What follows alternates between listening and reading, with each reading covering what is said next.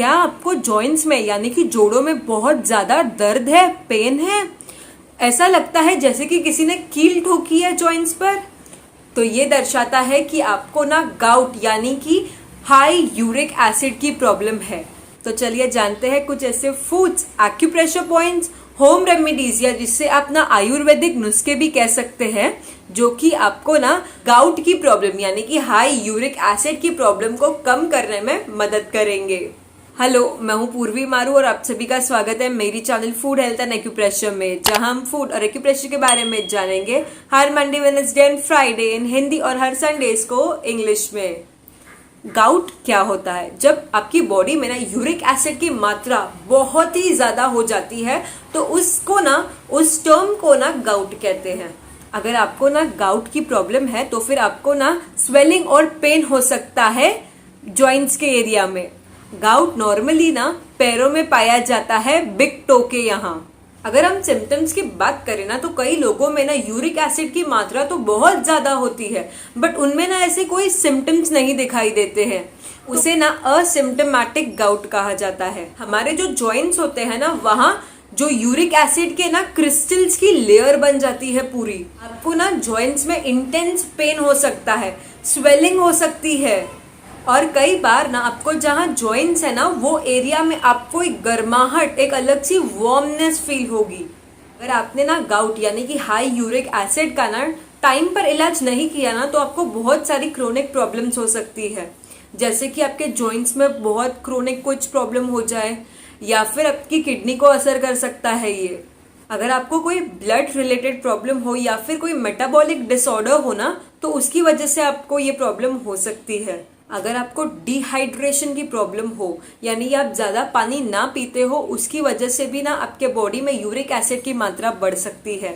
या फिर अगर आपको ना कोई किडनी रिलेटेड डिसऑर्डर हो या फिर थायराइड की प्रॉब्लम हो तो भी आपको ये यूरिक एसिड की मात्रा बढ़ सकती है आपके बॉडी। तो कोई ना जेनेटिक डिसऑर्डर हो या फिर इनहेरिटेड डिसऑर्डर जिसे हम कहते हैं, अगर आपको वैसी कोई प्रॉब्लम है तो भी ये प्रॉब्लम आपको हो सकती है।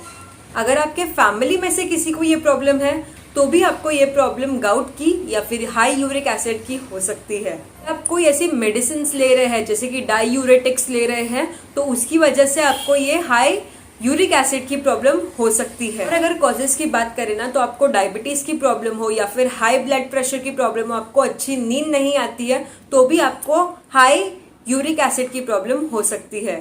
चलिए अब जानते हैं फूड्स के बारे में। फूड्स की अगर हम बात कर रहे हैं ना तो आपको प्रोटीन रिच फूड्स नहीं खाने चाहिए, जैसे कि दूध, दही या जो अलग अलग प्रकार की दालें होती है ना वो आपको नहीं खानी चाहिए। आपको ज्यादा से ज्यादा ना वेजिटेबल्स और फ्रूट्स खाने चाहिए। जितने ज्यादा आप वेजिटेबल्स और फ्रूट्स खाओगे उतना ही आपके लिए अच्छा होगा। स्पेशली जो ना ग्रीन लीफी वेजिटेबल्स है या फिर जो ग्रीन लाइट ग्रीन कलर के वेजिटेबल्स है, जैसे कि करेला हो गया, लौकी हो गई, टिंडे हो गए, ये सारी ना आपके लिए बहुत अच्छी होंगी। फ्रूट्स खाए जैसे कि पपाया है, गुआवा है, एप्पल्स है, ये सारी चीजें खाइए। बाहर का तो बिल्कुल भी आपको अवॉइड ही करना है, ठीक है? बाहर का तो बिल्कुल भी ना खाए। जो बिटर फूड्स होते हैं, थोड़ी कड़वे चीजें होती है जिनमें ज्यादा टेस्ट ना हो, वैसे चीजें खाए, आपके लिए अच्छी होंगी। और खट्टी चीजें अवॉइड करें, ठीक है? खट्टी चीजें तो आपको बिल्कुल ही नहीं खानी चाहिए। चलिए अब जानते हैं आयुर्वेदिक काढ़े के बारे में। उसके लिए ना आप एक ग्लास में 2-3 चम्मच जितनी ना गिलोय का शरबत डालिए। गिलोय का जूस जो आता है मार्केट में वो डालिए। 4-5 चम्मच जितना ना एलोवेरा जूस डालिए इसमें, और इसी में मिलाइए 5-6 पत्तियां तुलसी की, जिसे हम इंडियन बेसिल भी कहते हैं। या फिर ना आपको अगर कहीं जूस मिल रहा है तो आप उसका 1 चम्मच जितना तुलसी का जूस भी इसमें डाल सकते हैं। आधी कटोरी जितना ना बोतल गढ़ या फिर जिसे हम दूधी का शरबत कहते हैं ना वो भी आप डाल सकते हैं। अगर आपसे पिया जा रहा हो तो आप 1 से 2 चम्मच जितना ना करेले का शरबत भी इसमें मिक्स करके पी सकते हैं। फिर इन सभी में ना आप थोड़ा सा उबला हुआ पानी या फिर गर्म पानी जो होता है वो डालिए, और थोड़ी सी ब्लैक पेपर, काली मिर्च डालिए इसमें, और इसे आप दिन में 1 बार सुबह में खाली पेट पिए। इस काढ़े को आप दिन में 1 बार तो जरूर ही पिए, ठीक है? कैसे पीना है आपको? खाली पेट सुबह दिन में 1 बार, ओके? चलिए अब जानते हैं एक्यूप्रेशर पॉइंट्स के बारे में। उससे पहले अगर आपने मेरे चैनल को अब तक सब्सक्राइब नहीं किया तो सब्सक्राइब कर लीजिएगा ताकि आपको ये इन्फॉर्मेटिव वीडियोस मिल सके। और हाँ, हो सके इतने लोगों तक शेयर करें ये वीडियो ताकि उन्हें भी ये इन्फॉर्मेटिव वीडियोस मिल सके। और अगर आप मेरे व्हाट्सएप ग्रुप पे ज्वाइन होना चाहते हो तो नीचे डिस्क्रिप्शन में दी गई लिंक पर जरूर क्लिक करें। तो हमारा जो पॉइंट है ना, ये हमारी front side of the hand पर है, हमारी मिडिल फिंगर पर। ये पॉइंट याद रखिएगा, ये पॉइंट सिर्फ और सिर्फ आपके राइट हैंड पर ही है। ओके, ये पॉइंट आपको सिर्फ और सिर्फ आपके राइट हैंड पर ही मिलेगा। ओके, ये पॉइंट देखिए, आप आपकी मिडिल फिंगर का जो अपर जॉइंट देख रहे हैं, तो अगर आप प्रॉपर हाफ कर देना तो हाफ से जस्ट ऊपर बीचों बीच है ये पॉइंट। हमारी मिडिल फिंगर का जो अपर जॉइंट है, ये अपर जॉइंट का अगर आप प्रॉपर हाफ कर दे तो ये हाफ से जस्ट ऊपर बीचों बीच है ये पॉइंट। इस पॉइंट का नाम है PN2।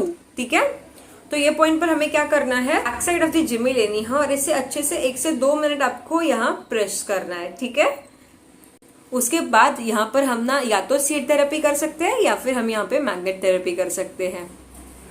चलिए जानते हैं सबसे पहले मैग्नेट थेरेपी के बारे में। उसके लिए हम लेंगे पेपर टेप, और पेपर टेप पर ना ये स्टार मैग्नेट देखिए। ठीक है,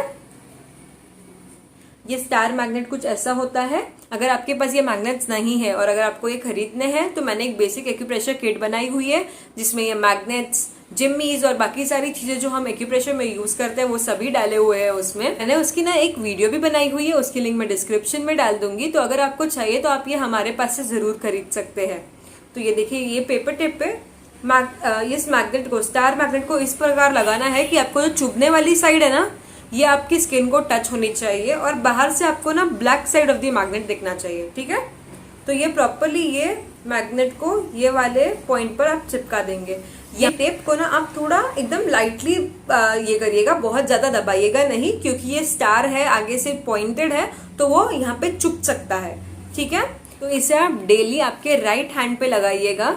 ठीक है, राइट हैंड पर जो ये पॉइंट है वहां आपको यूज करना है। आप पूरी रात लगा कर रखें और मॉर्निंग में उठते ही ना जब आप इसे निकालोगे तो आपको मैग्नेट्स को अच्छे से रख देना है। मैग्नेट्स को आप वापस यूज कर सकते हैं, सिर्फ आपको टेप्स चेंज करती रहनी है। चलिए अब जानते हैं सीड थेरेपी के बारे में। उसके लिए हम लेंगे पेपर टेप, और पेपर टेप पर आप बीचों बीच ना एक मेथी का दाना या जिसे आप फेनुग्रीक सीड कहते हैं वो लगाएंगे, और ये जो पॉइंट है यहाँ पर आप इसे ऐसे चिपका देंगे। आपको ये भी 8 से 10 घंटे लगाकर रखनी है, और सिर्फ जब भी आप ये लगाओगे तो आपको इसे बीच में ऐसे प्रेस करते रहना है ये पॉइंट को। ठीक है, और जब भी आप इसे निकालोगे तो आपको सीड और पेपर टेप दोनों भी फेंक देनी है। Next day new paper tape with new seeds आपको अप्लाई करने हैं। एक ही सीड वापस दोबारा मत लगाइएगा। ये ट्रीटमेंट आप डेली जरूर करिएगा। तो आज के लिए बस इतना ही। अगर आपको मेरा ये वीडियो पसंद आया हो तो लाइक, शेयर, सब्सक्राइब करना मत भूलना। Thank you.